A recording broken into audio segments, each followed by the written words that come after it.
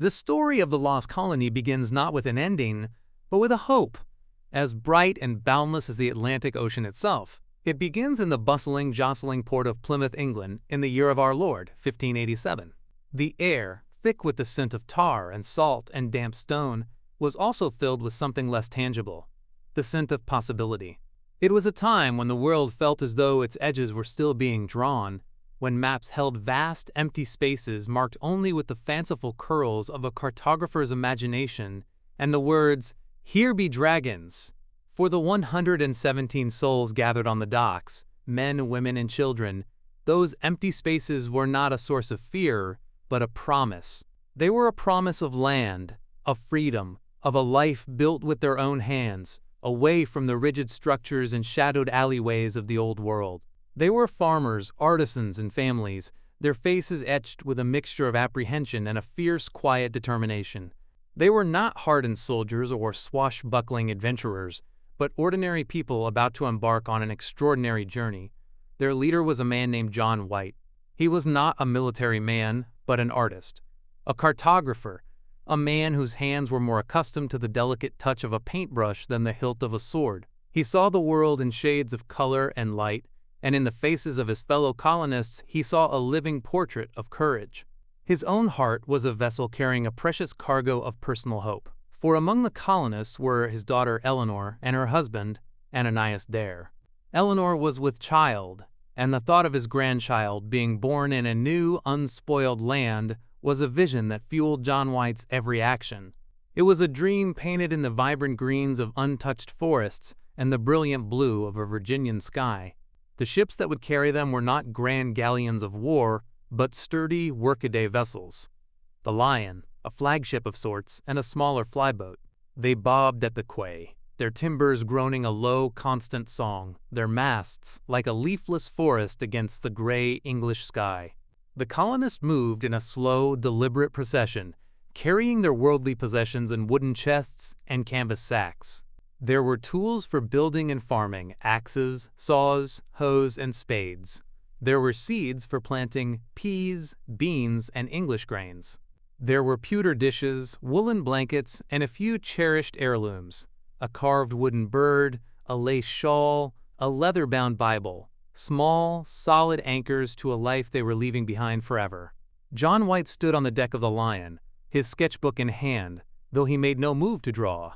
He watched his daughter, her form softened by her coming child, as she stood by the rail, her hand resting on her husband's arm. Ananias, a bricklayer by trade, was a steady, quiet man, his presence a comfort to all who knew him. He looked out, not at the sea, but at Eleanor, his gaze a silent promise of protection. Among the colonists were two men who were not English, but whose presence was vital to the success of the venture. Their names were Monteo and Wanchese. They were men of the Algonquian people, from the very coast where the colony was to be established.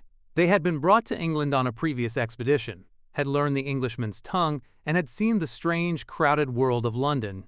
Monteo, broad-faced and gentle in his demeanor, had embraced this new world with a quiet curiosity.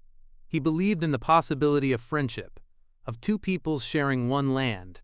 Wanchese, leaner, his eyes sharper and more guarded, was less certain. He had seen the power of the English, their great ships and their weapons of fire and thunder, and he harbored a deep seed of mistrust. Now they were returning home, one as a hopeful bridge, the other as a wary sentinel. The day of departure arrived on a soft May morning. The sky was the color of a pearl, and a gentle breeze whispered through the rigging. With a final, echoing cry of anchors away, the ships were nudged from the dock by the tide. A crowd of onlookers waved from the shore, their forms slowly shrinking, their shouts fading into the cry of the gulls. The coast of England, the only home these 117 souls had ever known, dissolved into a hazy green line, and then it was gone. They were alone with the sea. The first days of the voyage were a gentle rocking, a lullaby sung by the wind and the waves. The creak and groan of the ship's timbers became the rhythm of their lives. The world shrank to the wooden confines of the deck and the vast, ever-changing expanse of water and sky.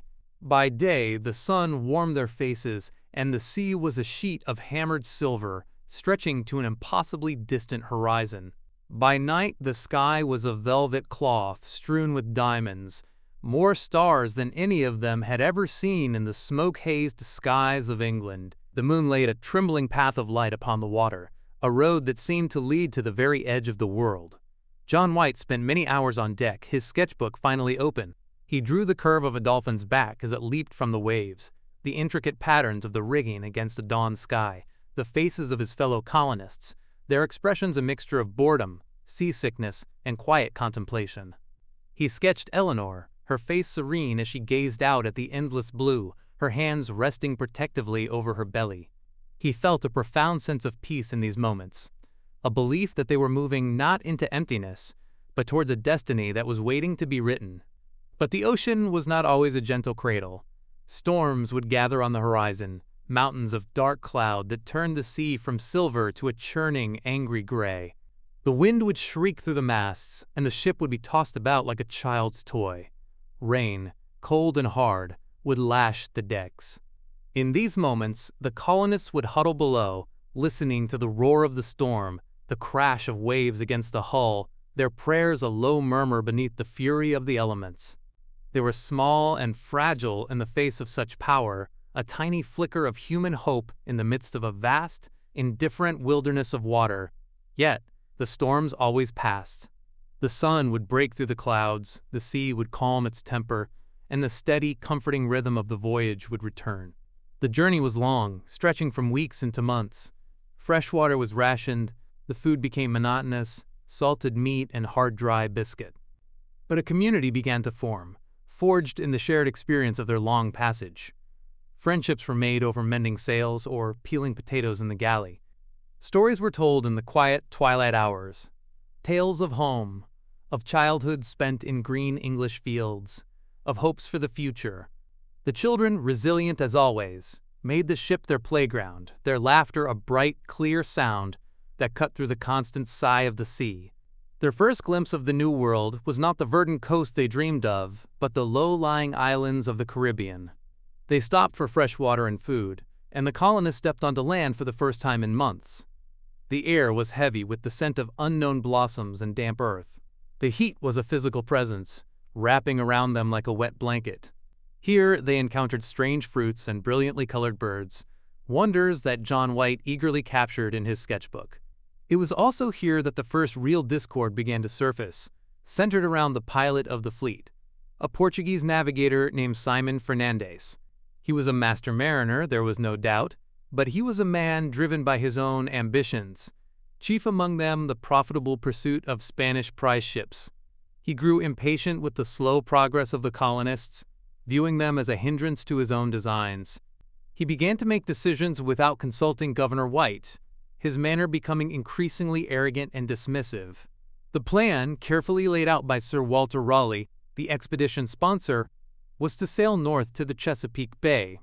It was a region of deep, protected harbors and fertile land, a place where the colony was meant to put down its roots. But as they sailed up the coast, past the long, sandy barrier islands of the Outer Banks, Fernandes made a fateful decision. Citing the lateness of the season and the danger of hurricanes, he refused to go any further north. He insisted they land at Roanoke Island, the site of a previous failed English military expedition. John White argued, pleaded, and commanded, but Fernandes was immovable. He controlled the ships, and he would take them no further. And so, with heavy hearts and a sense of deep foreboding, the colonists were forced to disembark not at their chosen destination, but at a place already haunted by a history of hardship and conflict. It was late in July when they waded ashore onto Roanoke Island. The air was thick and humid, buzzing with insects. The land was a tangle of vines, yaupon holly, and towering pine trees. The remains of the old fort, built by the previous expedition, were still visible, a series of collapsed earthen mounds and rotting palisades, slowly being reclaimed by the relentless green of nature. It was not the welcoming paradise they had imagined. It was a wild, untamed place, and the silence that greeted them felt less like peace and more like an unnerving emptiness. But the spirit of the colonists was not so easily broken. They were builders and growers, and they set to work with a determined energy. The ring of axes soon replaced the silence as men began to clear the land. The rhythmic rasp of saws cutting through pine filled the air. Slowly, painstakingly, a settlement began to rise from the wilderness. It was not a grand city, but a humble collection of small, timber-framed cottages with steep, thatched roofs, clustered together for safety and community. Ananias Dare, with his bricklayer's skill, oversaw the construction of chimneys and hearths, the warm, beating hearts of these new homes. Women established gardens, turning over the sandy soil and planting the precious seeds they had carried across the ocean. They planted English peas and beans alongside native crops they learned about from Manteo, corn, squash, and pumpkins, seeds of a new blended life. The interactions with the native people were cautious at first. The memory of the previous English colonists, a military garrison under the harsh command of Ralph Lane, had left a bitter legacy. Lane's men had been aggressive and demanding, and their actions had led to violence and mistrust. Wanchese, who had now returned to his own people, fanned these embers of suspicion, warning of the English and their insatiable hunger for land and power. But Manteo worked tirelessly to build bridges. He led John White and a small party to his own village on the nearby island of Croatoan. The Croatoan people, Manteo's kin, were welcoming. They shared their food, roasted fish, corn cakes, and strange, delicious vegetables. John White, the artist, was captivated. He sketched their homes, their woven mats, their intricate tattoos, and the gentle, dignified expressions on their faces. He saw not savages, as many in England did, but a people with a deep and ancient connection to the land, a wisdom in their eyes that he longed to understand. Through Manteo's translation, they spoke of the seasons, of the spirits of the forest and the water, of living in harmony with the world around them. For a time, a fragile peace seemed possible. A trade was established. The English offered iron tools, copper kettles, and colorful beads in exchange for food, knowledge of the land, and deerskin for clothing. Amidst this toil and tentative hope, a moment of pure joy illuminated the small settlement. On the 18th of August, Eleanor Dare gave birth to a daughter. She was a healthy, beautiful baby, and she was named Virginia. She was the first English child born in the New World, a symbol of a new beginning, a tiny, perfect embodiment of all their dreams. The entire colony celebrated her birth. A christening was held under the shade of a great oak tree, and as the baby was baptized, a sense of profound hope settled over the colonists. They were no longer just visitors or sojourners. With the birth of this child, they had put down a real, living root in this new soil. John White, now a grandfather, held Virginia in his arms, his artist's eye memorizing every detail of her tiny face. In her, he saw the future, a future he would do anything to protect. But as the summer began to fade, giving way to the shorter, cooler days of autumn, a familiar anxiety began to creep back into the settlement. Their supplies, meant to last until a resupply fleet arrived the following spring, were dwindling at an alarming rate. Much of their salted meat had spoiled on the long voyage, and their stores of flour and grain were worryingly low. The crops they had planted so hopefully had struggled in the island's sandy, unfamiliar soil. Their harvest would be meager, not nearly enough to see them through the coming winter. The trade with the natives, once a reliable source of food, became strained. The actions of the previous colonists had sown deep seeds of distrust among some of the mainland tribes, and Wanchese's warnings had taken root. Some tribes became hostile, refusing to trade, viewing the English as a threat. A colonist who wandered too far from the settlement was found slain, an arrow in his back, a grim testament to the fragile nature of their peace. Fear, a cold and creeping vine, began to wind its way through the community. The colonists gathered in the evenings, their faces lit by the flickering firelight, their voices low and worried. They had built homes, they had welcomed a new life, but they were isolated, a tiny island of Englishness in a vast and potentially hostile continent. They were thousands of miles from any help, and winter was coming. It became clear that someone had to return to England. Someone had to plead their case to Sir Walter Raleigh, to organize a relief mission, to bring back the food, tools, and reinforcements they so desperately needed to survive. The choice was obvious. It had to be their governor, John White. He was the one with the authority, the connections, the eloquence to make their plight understood. The colonists came to him as a group, their faces etched with desperation. They begged him to go. John White's heart was torn in two. The thought of leaving his daughter, his son-in-law, and his newborn granddaughter was unbearable. He had promised them a new life, a safe life. To abandon them now, even for a short time, felt like a betrayal. "I cannot leave you," he told them, his voice thick with emotion. "My place is here." But Eleanor, his own daughter, took his hand. Her face was pale, but her eyes were steady. "You must go, father," she said, her voice quiet but firm. "You are the only one who can save us. We will be strong. We will wait for you." Ananias stood beside her, his hand on her shoulder, nodding in solemn agreement. "We will build a great palisade for protection," he said. "We will be careful. We will survive the winter. But we need you to bring us help for the spring." And so, with the heaviest heart he had ever known, John White agreed to go. They made a plan. If the colonists had to leave Roanoke Island for any reason, they would carve their destination into a prominent tree or post. If they were leaving in distress or under attack, they would carve a Maltese cross above the name. It was a simple code, a way to leave a message across the vast ocean that would soon separate them.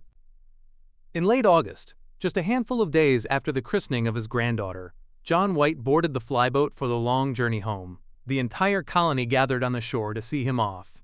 He held baby Virginia one last time, her warmth a searing imprint against his chest. He embraced Eleanor, holding her tight, whispering a promise to return as swiftly as the wind and tides would allow. As the ship pulled away from the shore, he stood on the stern, watching the figures of his family and his people grow smaller and smaller. He saw the cottages they had built, the thin wisp of smoke rising from a chimney, the patch of cleared land that was their foothold in this immense wilderness. He kept his eyes fixed on them until they were just a blur on the edge of the green island, until the island itself was just a line on the horizon, and then, like England before it, it was gone. He was alone with the sea again, his heart a hollow ache in his chest, his mind filled with a single desperate prayer to return and to return quickly. He had no way of knowing that he had just looked upon his family, his colony, and his dream for the very last time. The voyage back to England was swift and brutal. The Atlantic in autumn was a different beast from the placid sea of summer. The ship was battered by a relentless series of gales that tore at its sails and threatened to splinter its masts.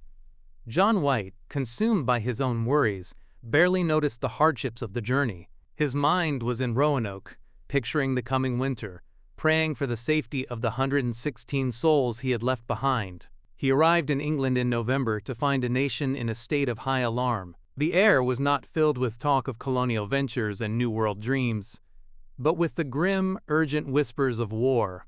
King Philip II of Spain, angered by English piracy and Protestant defiance, was assembling a great fleet, an invincible armada, to invade England and crush it once and for all.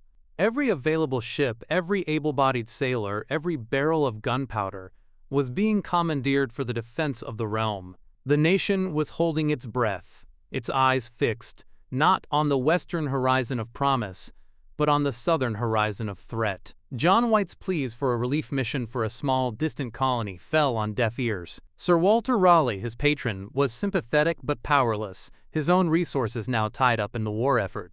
Queen Elizabeth's court was a whirlwind of military planning, and the plight of a few settlers thousands of miles away was a matter of little consequence.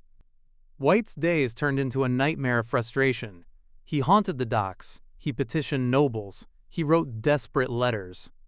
He was a man with a single, all-consuming purpose, but he was blocked at every turn by the massive, unyielding machinery of a nation at war. He carried his sketchbook with him everywhere, the pages filled with the vibrant life of Roanoke, the faces of his people, the shape of their houses, a delicate rendering of a passion flower, a portrait of his daughter, serene and hopeful. These drawings were his proof, his testament that the colony was real, that its people were worth saving. But no one had time to look. Winter came and went, a bleak gray season that mirrored the despair in his heart. He imagined the colonists on Roanoke huddled in their small cottages, their supplies dwindling, scanning the horizon day after day for the ships that did not come. He imagined Eleanor, humming a lullaby to Virginia, her hopes slowly, cruelly, being eroded by the endless waiting. The guilt was a physical weight upon him, a constant, crushing pressure. In the spring of 1588, he managed, through sheer persistence, to acquire 2 small pinnaces. They were not the grand, well-supplied ships he had hoped for, but they were something. He loaded them with what meager supplies he could gather and set sail. Hope, fragile but fierce, was rekindled in his heart. But they had barely cleared the English Channel when they were set upon by French privateers. A vicious battle ensued. The small English crews were no match for the hardened pirates. The ships were looted, their precious cargo stolen, and several of the sailors were killed. Battered and defeated, the 2 small ships limped back to an English port. Their mission, a catastrophic failure. The summer of 1588 brought the great climax of the war. The Spanish Armada sailed for England, a terrifying crescent of warships. The entire nation was mobilized. The seas became a battlefield. John White could do nothing but wait, a helpless observer, as the fate of England, and with it, any chance of rescuing his colony, was decided by cannon fire and the capricious winds of the Channel. England, against all odds, was victorious. The Armada was scattered and defeated. A wave of euphoric relief and national pride swept the country. But for John White, the victory was hollow. The war had cost him a year, a precious, irreplaceable year. It would be another 2 years before he could secure passage back to the New World. 2 more years of agonizing delay, of bureaucratic wrangling, of hope deferred until it had become a dull, persistent ache.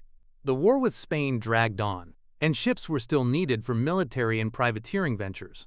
It was only by agreeing to sail with a fleet of privateers on a raiding expedition in the West Indies that he was finally able to arrange for a stop at Roanoke on their return journey. And so, in the summer of 1590, 3 long years after he had made his promise to return, John White was finally sailing west again. He was an older man now, his hair streaked with gray, his face lined with worry. The buoyant hope of the first voyage was gone, replaced by a gnawing, desperate anxiety. 3 years. It was an eternity. So much could have happened. He tortured himself with possibilities, his mind a canvas for 1,000 dark and terrible paintings. But beneath the fear, a stubborn flicker of hope remained. They were strong people. Ananias was practical. Eleanor was brave. They had Manteo and the friendly Croatoan people. They would have found a way to survive. They would be there, waiting for him. As the ships approached the coast of the Outer Banks in August, the weather turned against them. A great storm, the tail of a hurricane, churned the sea into a frenzy. The waves were mountainous, the wind a demonic howl. One of the fleet's smaller boats, carrying several sailors, was swamped by the surf and capsized. The men were lost to the raging sea, a tragic omen that cast a pall over the entire crew. Finally, the storm abated, and on the morning of August 18th, his granddaughter's 3rd birthday, John White and a small party of sailors were rowed towards Roanoke Island.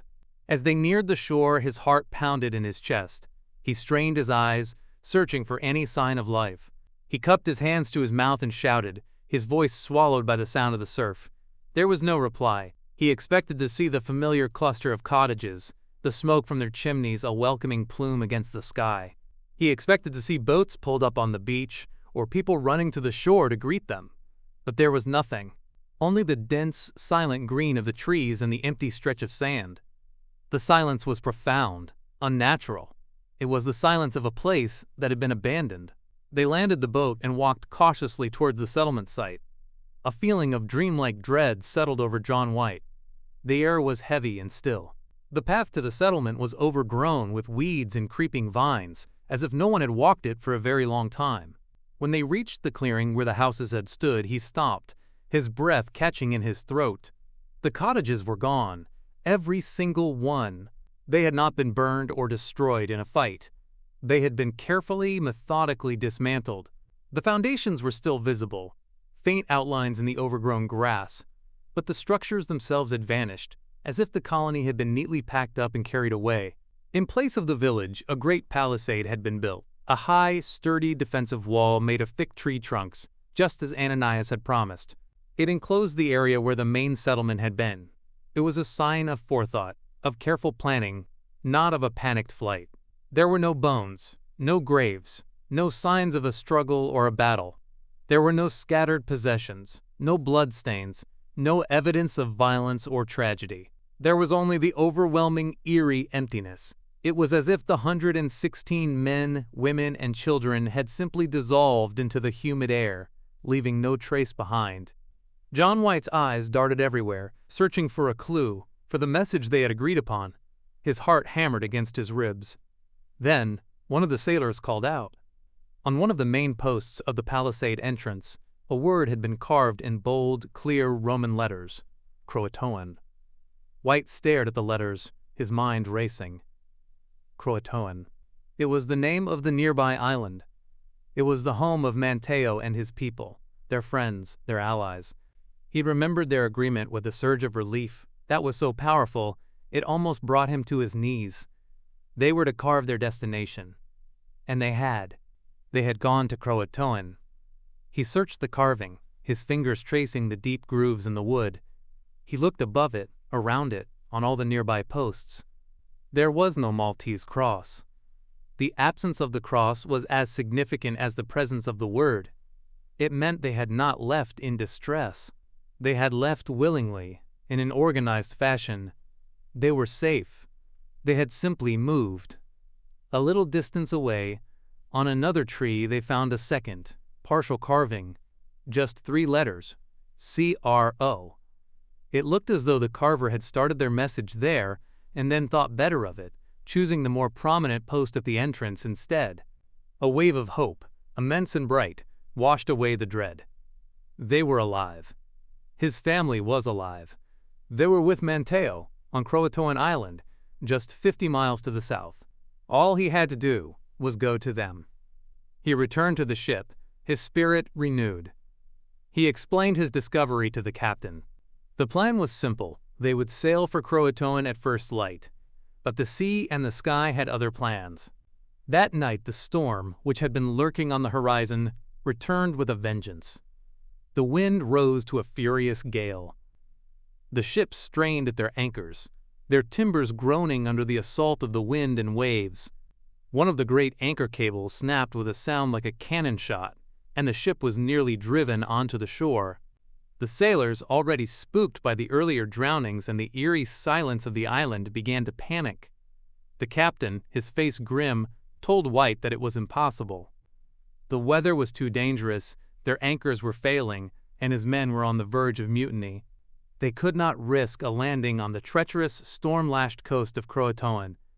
Their season for being in these waters was over. They had to leave. Now. John White begged, he pleaded. He offered them everything he had. He was so close. 50 miles.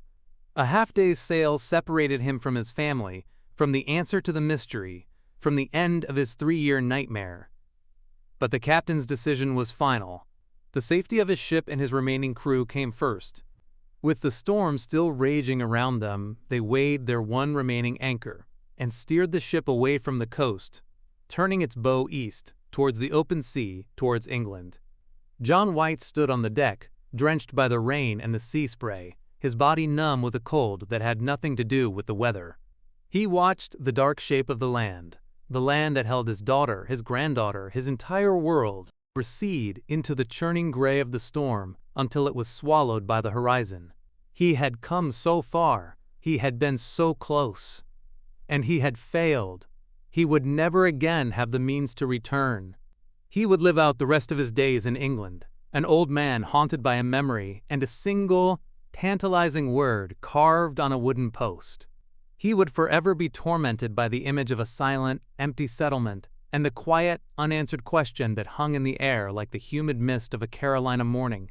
The story of the colony does not end there, for an ending implies a resolution, a finality. Instead, it transforms. It shifts from a story of hope and struggle into a quiet, enduring mystery, a piece of history that became a whisper on the wind. What happened to the 116 men, women, and children of Roanoke? The question has echoed down through the centuries, a gentle puzzle with no certain answer. Perhaps the story continued on Croatoan Island, which is now known as Hatteras Island. Perhaps the colonists, facing starvation and abandonment, made the logical choice to move and live with their native allies. They would have taken their dismantled houses with them, loading the precious timbers onto rafts or small boats, and made the short journey south. There, they may have slowly, peacefully assimilated into the Croatoan tribe. The English farmers and artisans would have learned new ways to hunt, to fish, to live in harmony with the land. Their children would have grown up speaking two languages, their English features gradually blending with those of their native friends and family over generations. Virginia Dare, the first English child of the New World, may have grown up not as an English girl, but as a Croatoan woman, her story woven into the rich tapestry of another culture, her name and origin eventually fading into legend. This is a gentle possibility, a story not of loss, but of transformation and survival. Later explorers and settlers in the region heard tales from the native peoples of white-skinned ancestors, of people who could read from a book, of children with gray eyes. These were just stories, passed down through generations, impossible to prove, but they carried with them a faint, intriguing echo of the lost colonists. Archaeological finds on Hatteras Island have uncovered English artifacts from the correct time period, mixed in with native pottery and tools, further hints of a life where two cultures merged into one. Or perhaps their story took a different path. Perhaps they attempted to sail north, to their original destination in the Chesapeake Bay, their small boats succumbing to the treacherous waters of the Outer Banks, the graveyard of the Atlantic. Or perhaps they moved inland, seeking more fertile ground, only to be met with hostility from other, more powerful tribes, their small number eventually overwhelmed, their story ending not in a single violent battle, but in a slow, tragic fading away. We will never know for certain. There is no final chapter to read, no stone to mark their end. The story of the Lost Colony of Roanoke remains suspended in time, a quiet space between fact and folklore. It is a story that reminds us that not all questions have answers, that some mysteries are meant to endure, to be pondered on a quiet night as you listen to the sound of the wind. And so, we are left with the final enduring image, a silent, empty clearing on a green island reclaimed by nature. We are left with the image of a man, John White, staring out at a stormy sea, his heart broken.